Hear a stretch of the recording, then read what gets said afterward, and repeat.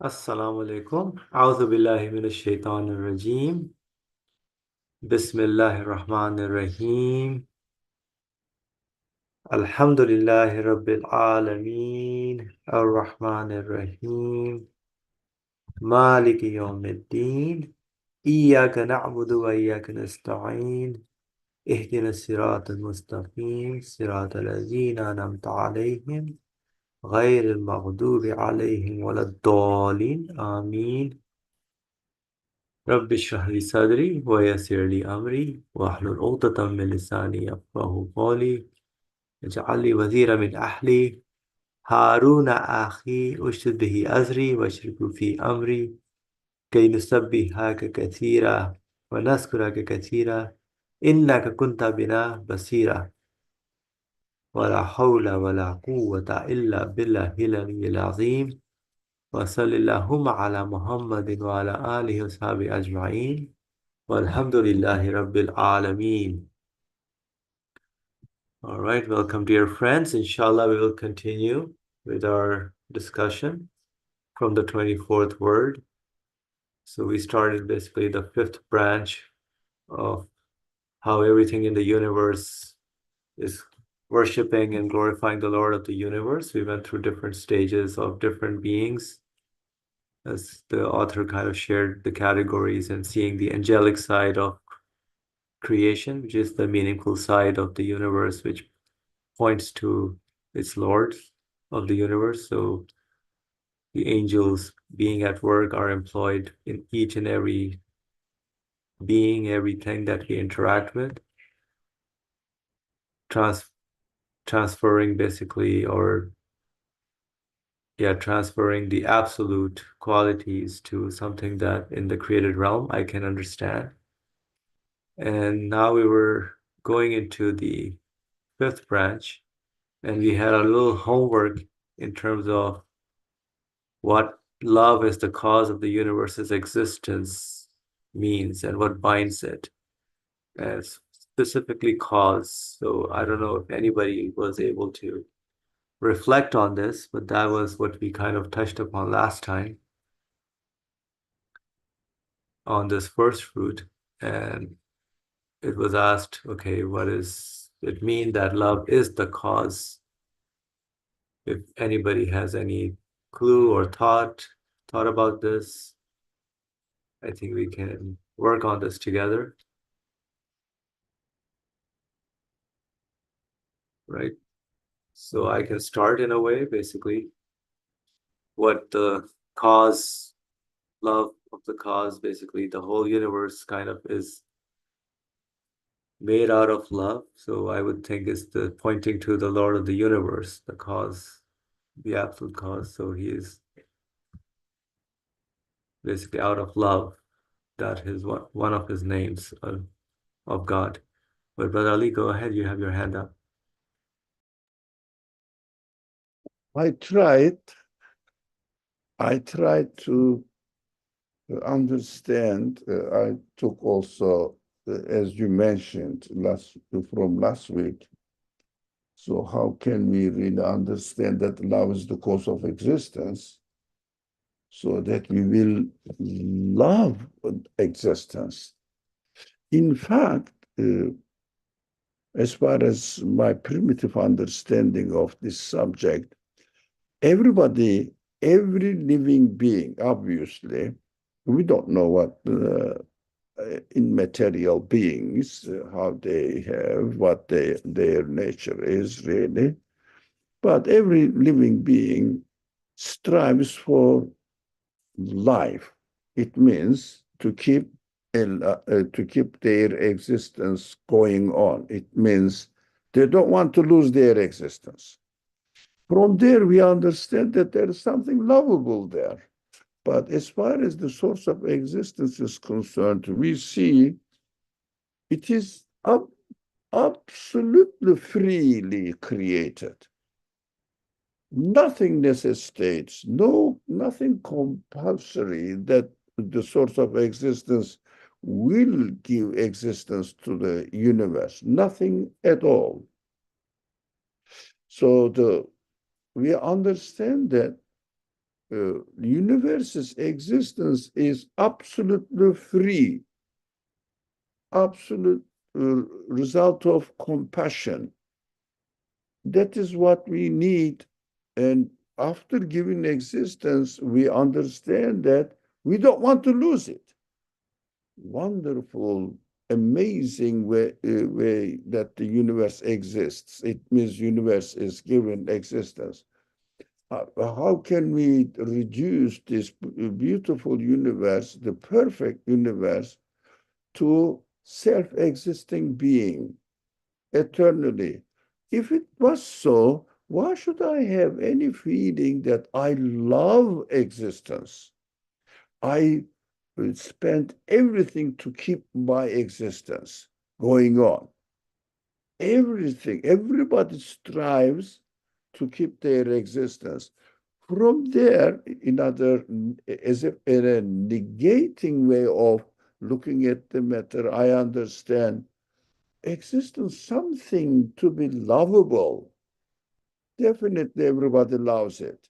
Every animals also, they seem to be not as conscious as their existence as human beings are, conscious of their existence as much as human beings are, but they also love to continue existing. They strive to protect their lives and do everything to protect themselves from falling into non-existence. From there, from the negative perspective, I approach the matter and understand that this existence must be a lovable thing, freely given. It means the cause of existence, the source of existence, must have created it as a result of his love. That's why we love every single thing which exists in this universe. In order to be a point of reference, criterion, sometimes the creator reminds me by creating once, I mean, maybe out of 1,000 times only, one out of 1,000 times, there is something that I don't like. That thing threatens my life, threatens my pleasure, and I hate it. I try to run away from it. This is also the result of love of continuation of my existence. Even the things which exist in this world, that I try to avoid it because I don't like it, I'm created with the sense not to like it, does also uh, shows an obvious evidence that I love not to lose my existence. So, from whatever the aspect we think about existence, we understand that it is pure lovable being thing, whatever the existence is, it is something pure lovable, and I conclude the cause of existence, the source of existence, must have created this universe as a result of love, because every element of universe is a lovable existence. That is how I understood love is the cause of a universe, the existence of the universe, and what binds it. It means love binds it.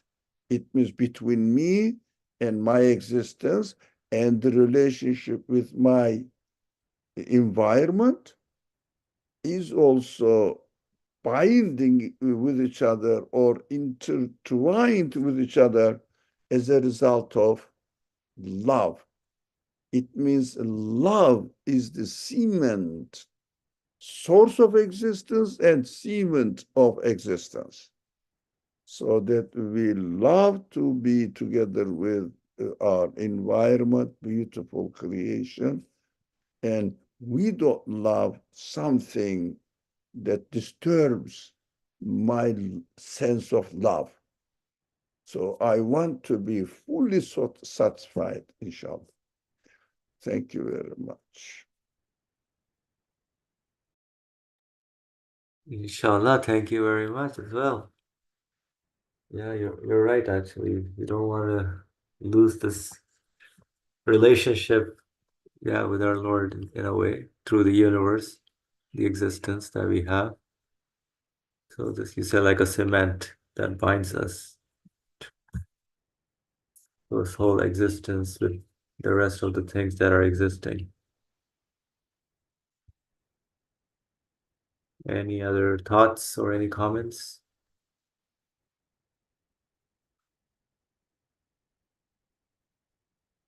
Okay.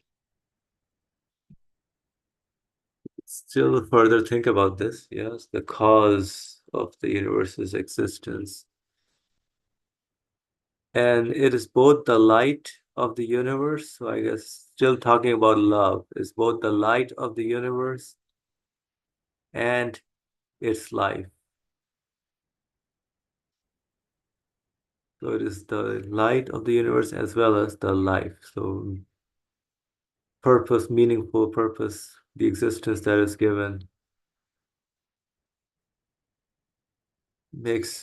gives meaning to us in that relationship that we have with the universe, and also it's not something static or dead, but it's living life is there. So since man is the most comprehensive fruit of the universe, a love that will conquer the universe, a love that will conquer the universe has been included in his heart, the seed of that fruit. So the heart being the seed of that fruit that takes in the love, basically, or the human spirit. Thus, only one possessing infinite perfection may be worthy of such an infinite love. So, one possessing infinite perfection may be worthy of such an infinite love.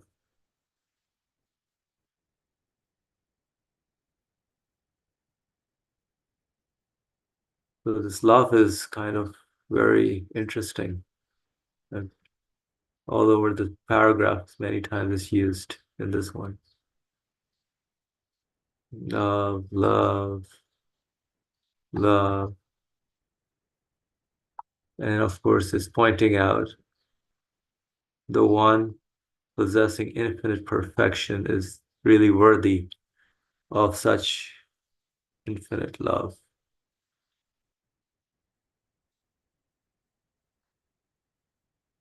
The O soul and O friend, two faculties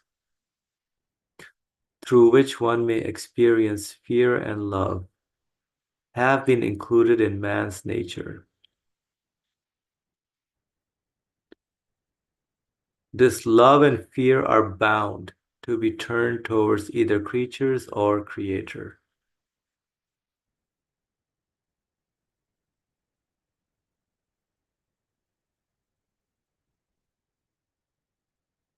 However, fear of creatures is a grievous affliction, while love for them is a calamitous tribulation.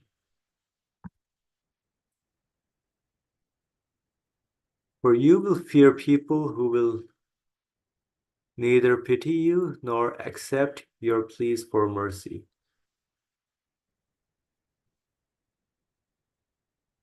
So fear is a grievous calamity. As for love, the one you love will either not recognize you or will depart without bidding you farewell. Like your youth and property,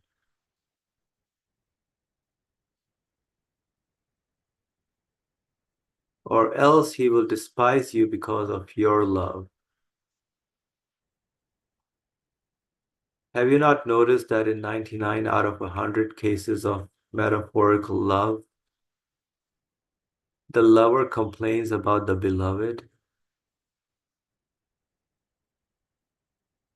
For to love and idolize worldly beloveds with the inner heart, which is the mirror of the eternally besought one, oppresses the beloved. The inner heart, mirror of the eternally besought one, oppresses the beloved, and he finds it disagreeable and rejects it. Because man's nature rejects and casts away things that are contrary to it and unworthy of it,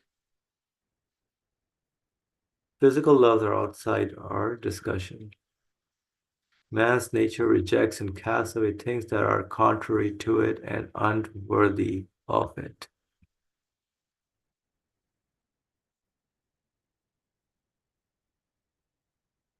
Okay, so can anybody share what they understand by this phrase, a love that will conquer the universe and has been included in his heart?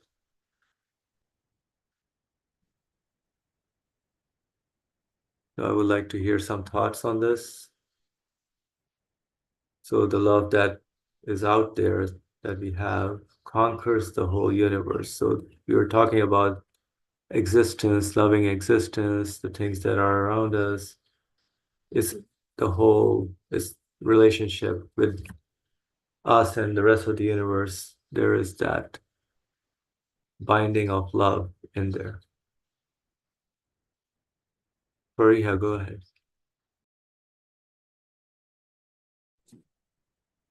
Just to add on to what was shared, so I'm going to start with the seed of that fruit. So this feeling of love is all within us and around us, and how we communicate with things is also manifested through this feeling of love. Could be anything. And initially, when you were asking the question of what does it mean that love is the cause of the universe's existence, I think this whole paragraph walks us through from starting from that seed that we have within ourselves, but it's really how am I cultivating that seed in terms of if it's cultivated in the right direction in terms of connecting it from creation to its creator, then I have the potentiality of pretty much an expansive love that reciprocates within any interaction. So I think what the author is saying here, because we're living over lives moment by moment, I mean, from our perspective, is just anything, just looking at a bird. I mean, you're like, oh, wow, it's lovely, it's cute, right? So anything that you interact with, or even if you get a mosquito bite, so then there's no like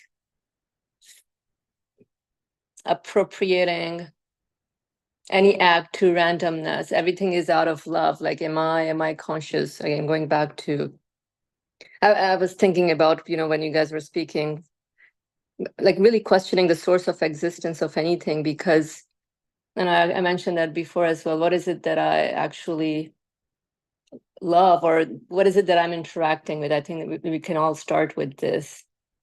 So from there, I think cultivating the seed, then anything in creation becomes lovable when you know who the sender is. So the conquer the universe part means once you know where any act of creation is coming from, so then that's where you can conquer. But there's some thoughts here.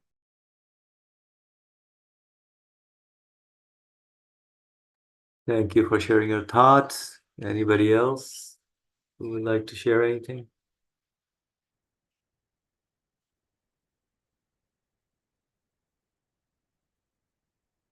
Okay. Yep, anytime. If you want to say something, go ahead. So, of course, the love that we have, everything we can kind of in our existence love, but then he says only one possessing infinite perfection is actually worthy of that infinite love.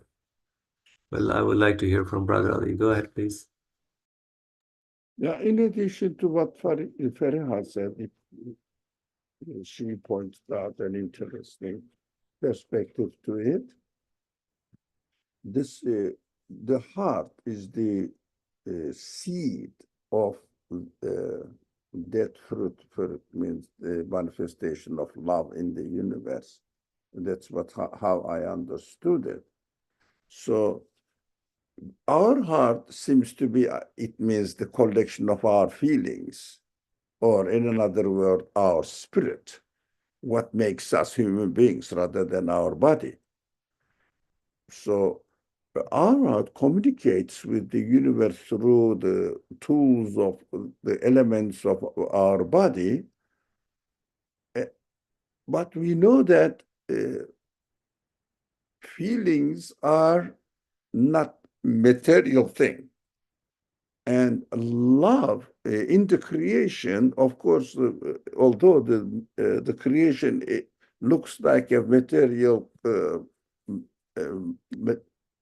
material side looks like, but what we love uh, of the universe or the things around us is not their matter, their material side. We know we love their qualities, which are also immaterial thing. We cannot describe the qualities manifested, the beauty, the well structure, attractiveness, beneficial, being beneficial, and wisdom in their creation. All the qualities we communicate with, and our feelings really can comprehend all the qualities manifested in the universe, and we don't want to lose any of them. Who wants to lose the beauty of the sky? So beauty of the sky, everybody wants to get the information in deep sky, so that they are wondering which kind of things they are there. If they find out something new and share the picture, at least the picture, everybody loves it. It means I am already connected with the whole universe altogether. So the whole universe, the lovable side of the whole universe, or meaningful side of the whole universe, qualities of the universe manifested in the existence of the universe, directly communicates with the qualities of my humanity, human side. So everybody has his or her own universe, and we are all in connection with the universe on a love base. Whatever love is, no one can describe it definitely, but we experience it. We live with it. That is us. Who doesn't love to see the creation, enjoy it? Who, of course, as I mentioned earlier, who wants to lose anything in the universe as far as the existence is concerned? That is why we have to understand that human heart, human feelings is the heart, is the seed of the love of the universe.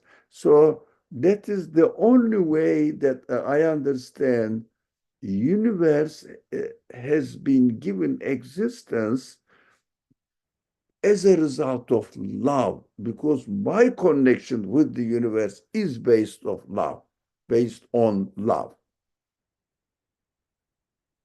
So one possessing the infinite perfection, the one who is the source of existence of this whole universe, is the only one which is worthy of such infinite love.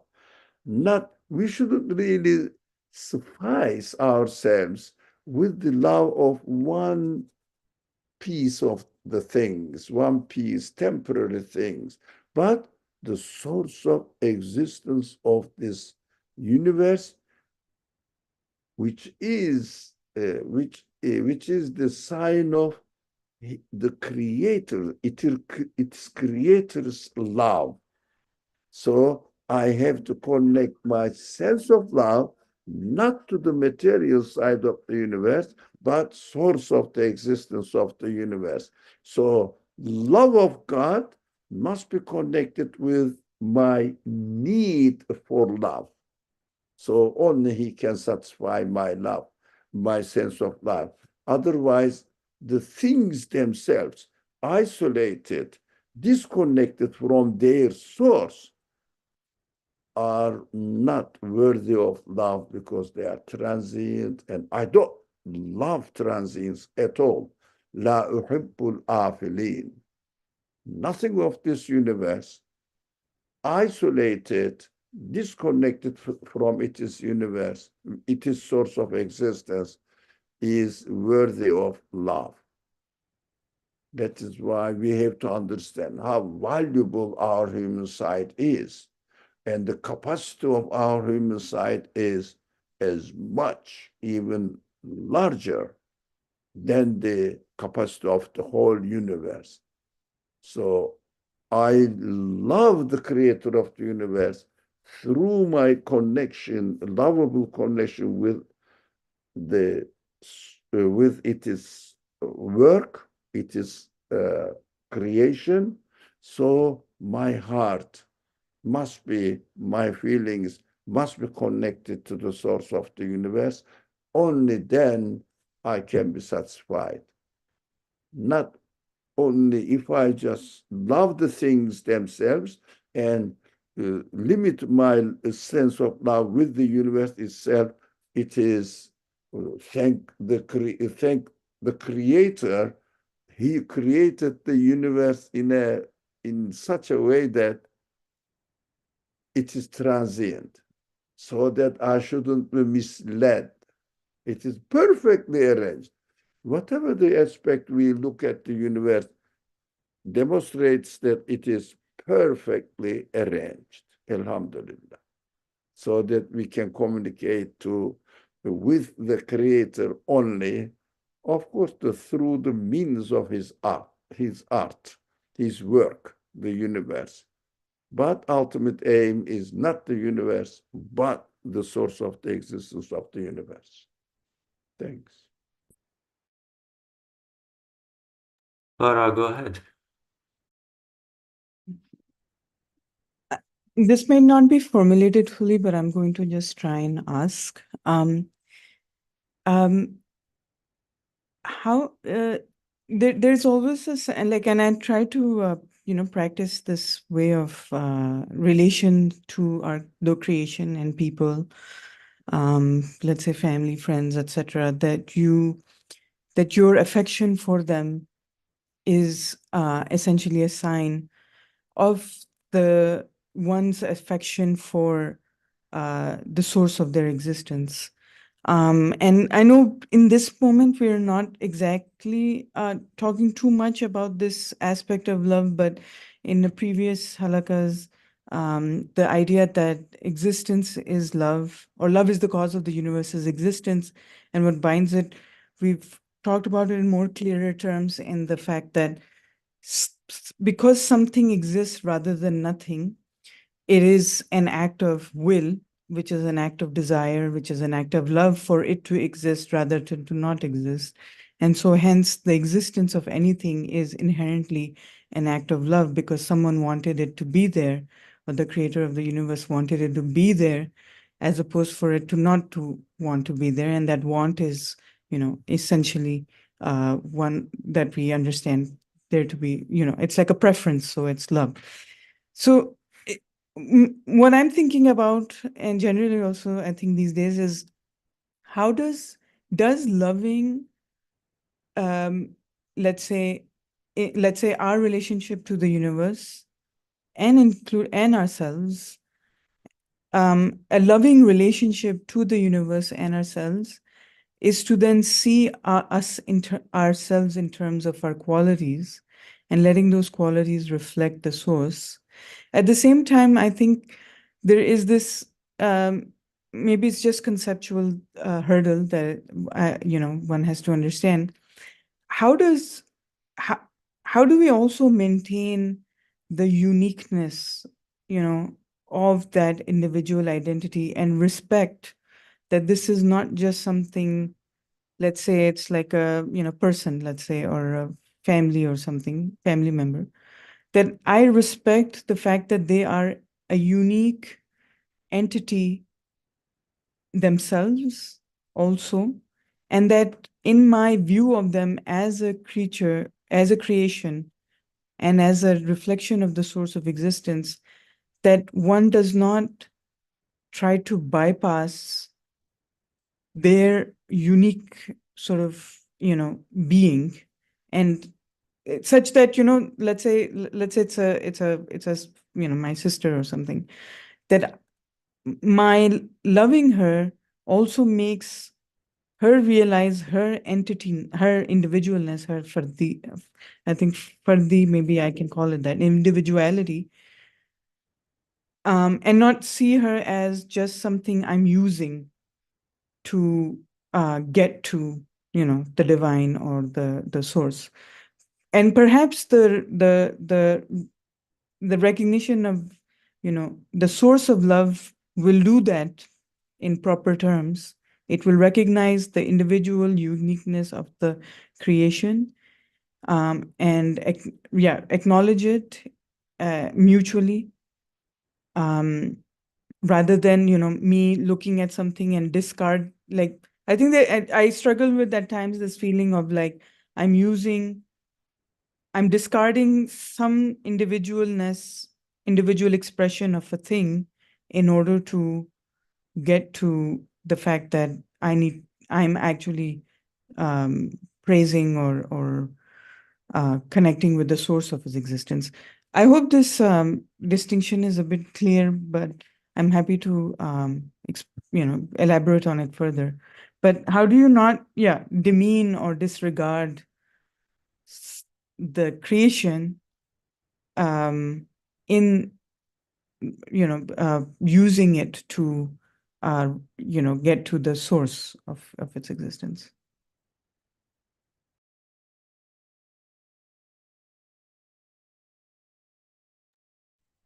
All right, open to everyone. If anybody wants to share their thoughts on that. Very simple. Just look at the transients. I don't know whether I really, I am sure that I will give an answer, satisfactory answer, but it's very easy. Just think of the transients of it. You love your sister, your mother, whoever you love, or for example, for me, I love food. So just think about its transience in itself, but the qualities manifested on them are permanent, infinite, universe-wise. So your heart never will be satisfied with transience at all. We want, our heart can be satisfied only with infinite, perfect, and infinite, and always satisfactory. It means positive, not negative. We love this. And the matter itself is finite. Itself is not perfect. itself is not perfect, but the qualities manifested on them are perfect. That is how the creation is really miraculously arranged just to fit my feelings.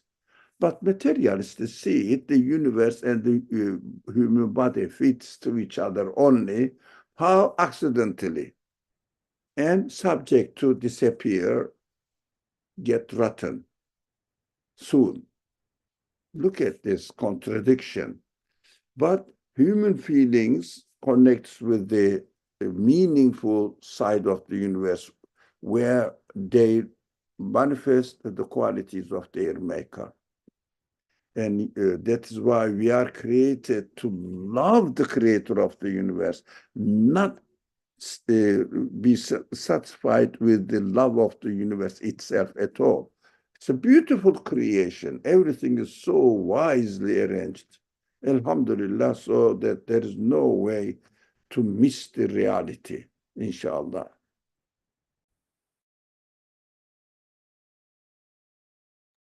Inshallah. All right. Can I also add one more thing to Please do. Farah's okay, Farah's question about what I understood was how can you not discard the creation on which the qualities are manifested is also, I think, connecting it to the source of its existence, then everything becomes pleasurable. Then our worldview shifts as well in terms of how we interact with things, not just for an immediate benefit, which apparently it may seem, but at the end of the day, everybody's internalizing the belief aspect within ourselves. So utilizing this universe, just as the uh, as the only means to communicate or be in connection with the source of my existence. So, for example, let's say like Brother Ali give the example of food. So let's take any fruit. A banana, right? You're like, oh, beautiful, yummy, I'm hungry, whatever, love it. Peel it, open it. I mean, but it's just like within this whole interaction, the meaningful aspect of it is what I'm interested in.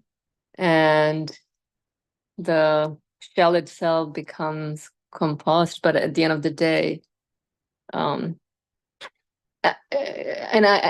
we cannot disregard creation because this is what we find ourselves in.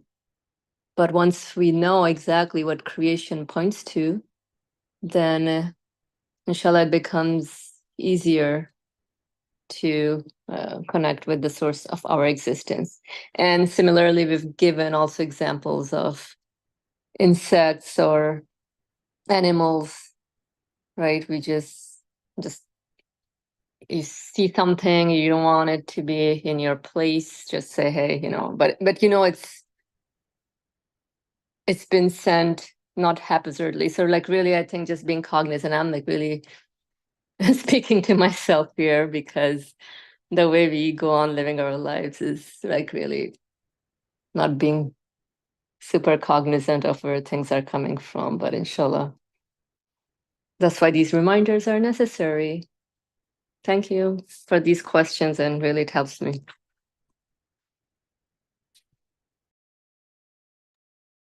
Thank you as well.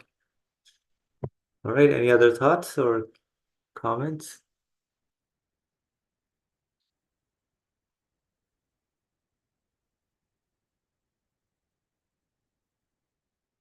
Okay, so a few questions I had was on what is the metaphorical love, basically.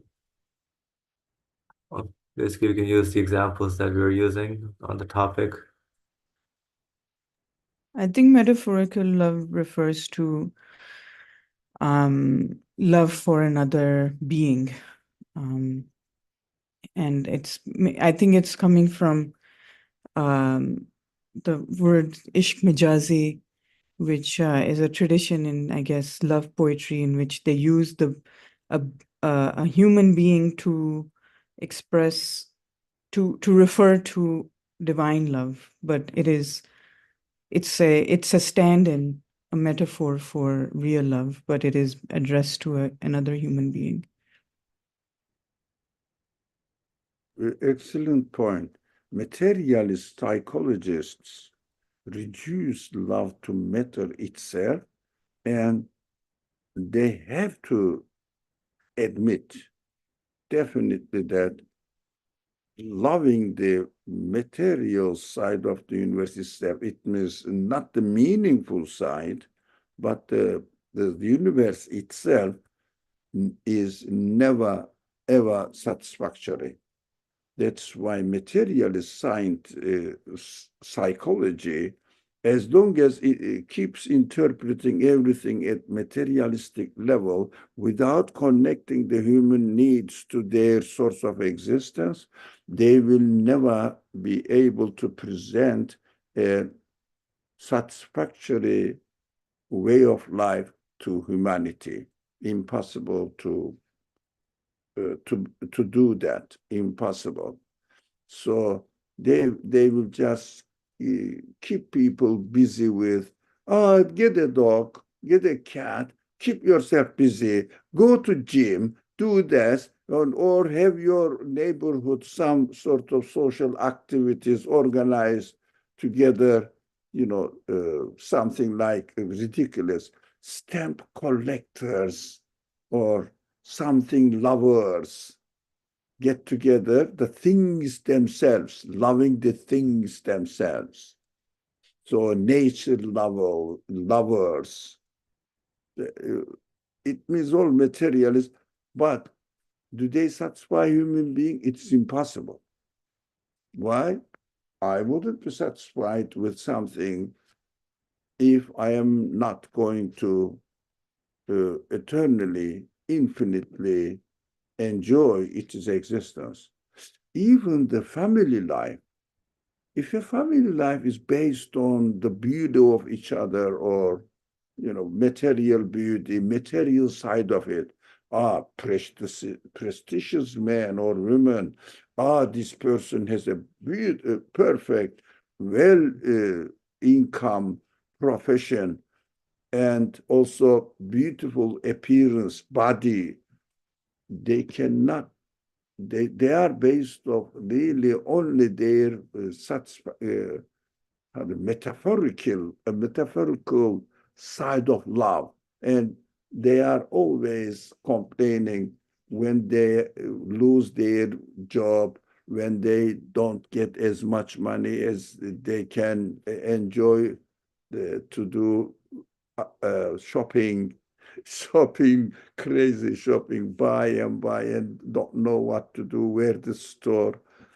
All these problems of this age, and especially when they get old, that's it. Everybody has his own life. That's it. As long as there is no common point, because beauty has gone, fame has gone. What am I going to do with you anymore? Because my connection was based on it. I mean, there is no satisfaction at all for human being unless they contact their needs directly to the source of existence, their source of existence and the source of existence of the universe. So at one point, the source of existence of everything must be the center of, if you like, connection, central of connection. Inshallah, may Allah give us this pleasure, inshallah. Bless us with this pleasure, inshallah.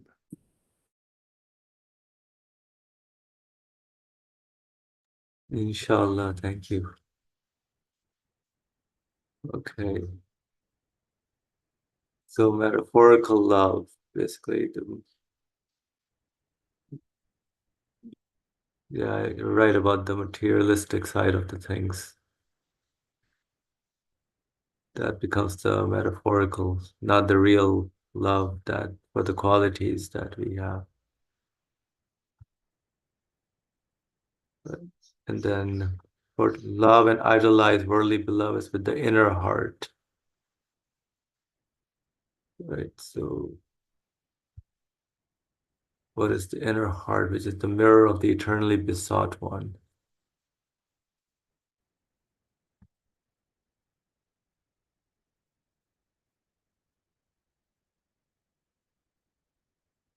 So deep down within the human feelings and senses, this love longing for the absolute one, the eternal one, that can only be the source of satisfaction. Is that what the inner heart is?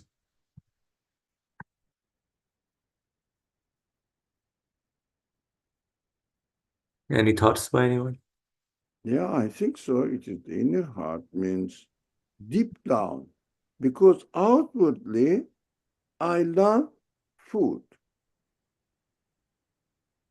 but inward my heart, yes, will complain if I stay there. You eat it, at the end you put weight on and start complaining. Like me. Start complaining. Which kind of love is it? Ended up with pain. The inner love, inner heart definitely represents the feeling which requires absolute, infinite point of love. And the universe in its existence, if I pay attention to the existence of the food or anything I love,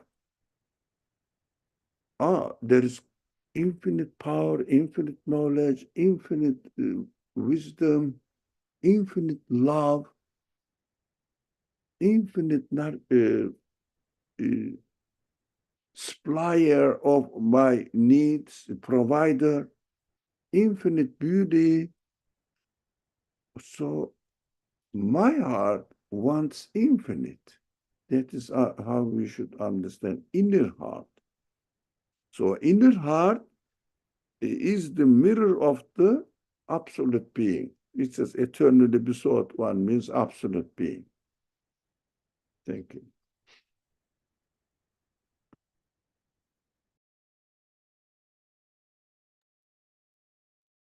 Yep, thank you. And another thing I wanted to point out, so let's say taking the food example, how does it oppress the food basically?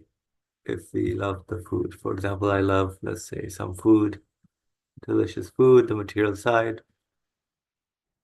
of the food. So it oppresses that because the inner heart is looking for actual eternity. It's not looking for just temporary thing because the food and the taste goes away, but then the qualities that I'm looking for, the satisfaction that I'm seeking is what I want to keep. So that's why the oppression happens. And the human finds it disagreeable and rejects if even if more, let's say you're full now and the more food is given, you wouldn't eat that food. So man's nature rejects and casts away things that are contrary to it and unworthy of it.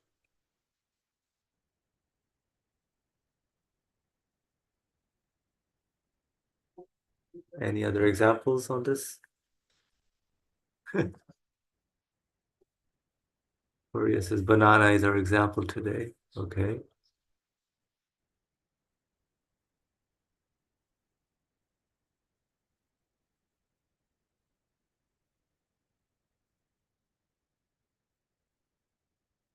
So if you have a lot of bananas, yeah, you will kind of start rejecting it. Because after one or two, you'll be full. All right, any other thoughts on this paragraph before we move on? All right, perfect.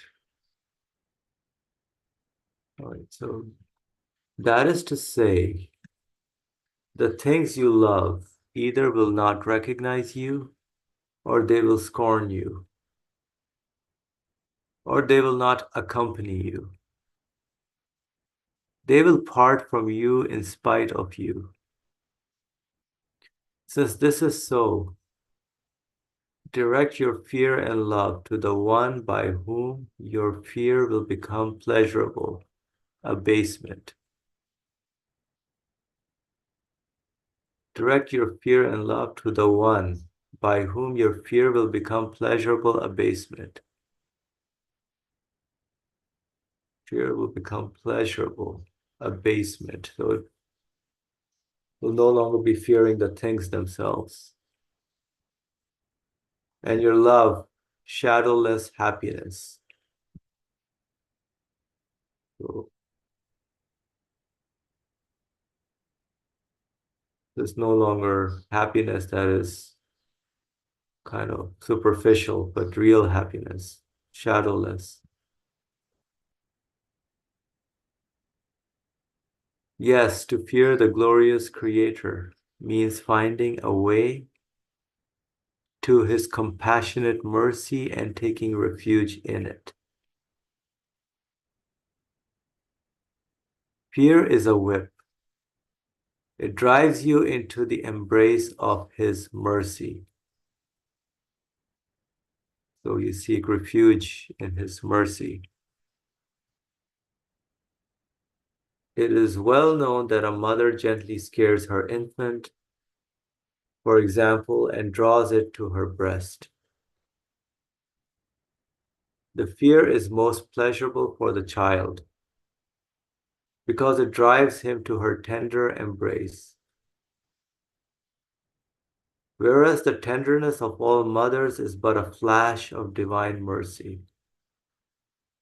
That means there is a supreme pleasure in fear of God.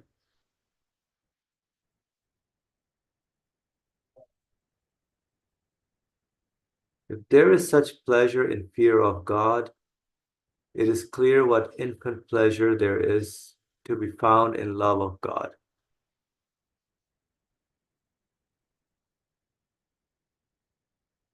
Moreover, one who fears God is saved from the calamitous and distressing fears of others. Also, because it is for God's sake, the love he has for creatures is not tinged with sorrow and separation.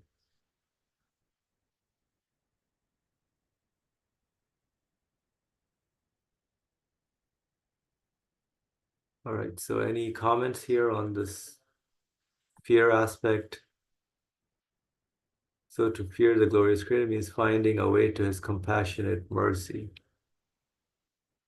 But this fear, I guess, is synonymous to how the mother draws the child closer to her. So the Lord of the universe, this sense of fear is used to make me closer to my Lord. So it takes me to seek refuge with him, his mercy.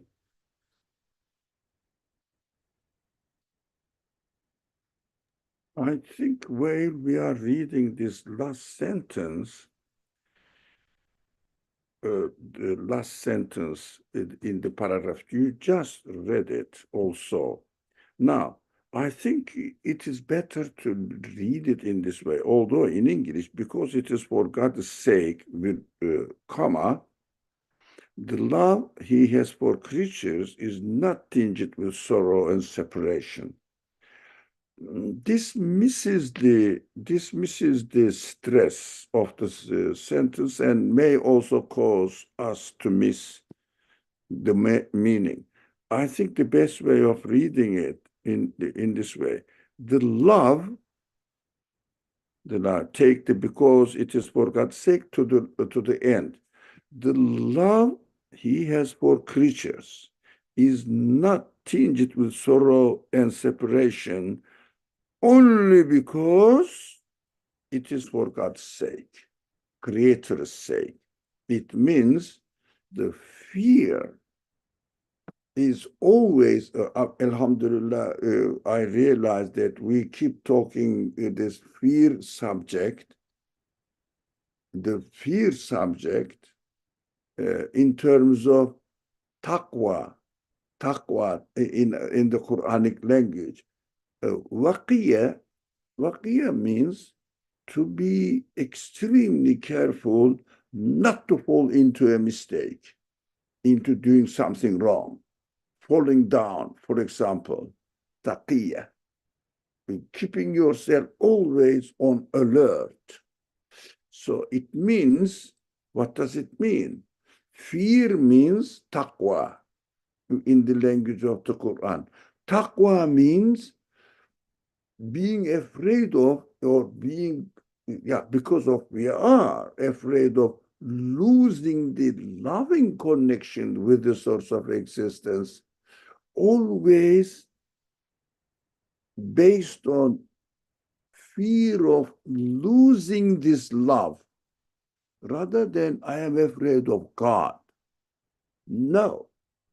Why should I be afraid of the one who created me? But I am afraid of my negligence, so that I may lose my connection with him. I may misdirect my sense of love to matter itself, to created beings itself, rather than their creator.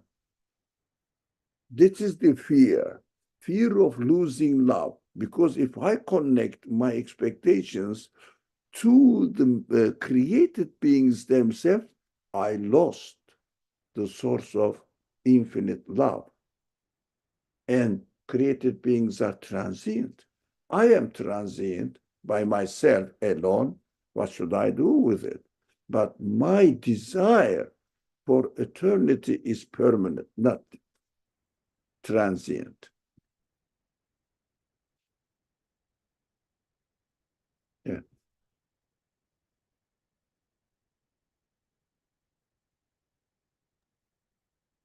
Thank you, Brother Ali. Any other thoughts, or someone who would like to share anything? So love he has for creatures is not tinged with sorrow and separation, only because it's for God's sake. So the love he has for creatures. Because when I love the creatures themselves, I lose the source of existence of, I lose their source of existence, and I lose the connection with their source of existence.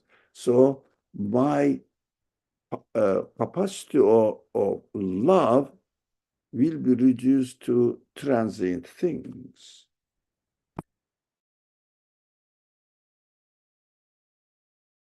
Yep, and that's why the sorrow and separation comes from that understanding of losing those transient things, and we know they're transient. Isn't that beautiful to understand the word taqwa in muttaqi in the Quran in this way? Fear of losing the connection with the Creator. Taqwa. Interesting. I like that, yeah.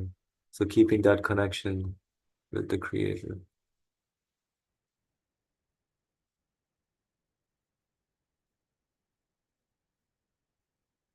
Beautiful, alhamdulillah. Anybody else? All right.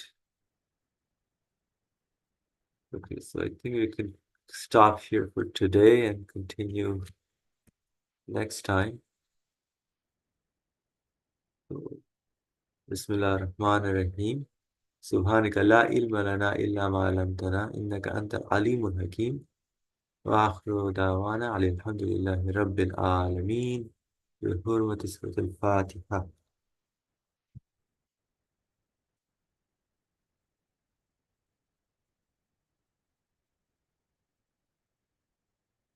Thank you, everyone. Assalamu alaikum.